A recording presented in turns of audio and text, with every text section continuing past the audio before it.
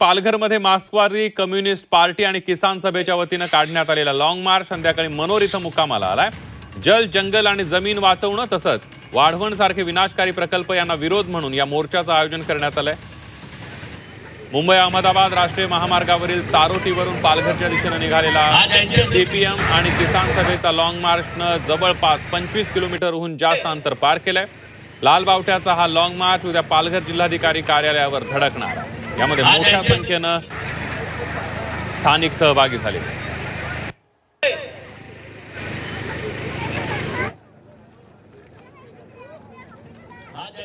आपण बघतोय पालघरमधली ही दृश्य आहेत। पालघरमध्ये मार्क्सवादी कम्युनिस्ट पार्टी आणि किसान सभेच्या वतीनं काढण्यात आलेला लॉंग मार्च संध्याकाळी मनोर इथं मुक्कामाला पोहोचलेला आहे। मोठ्या संख्येनं यामध्ये स्थानिक सहभागी झाल्याचं पाहायला मिळत आहे।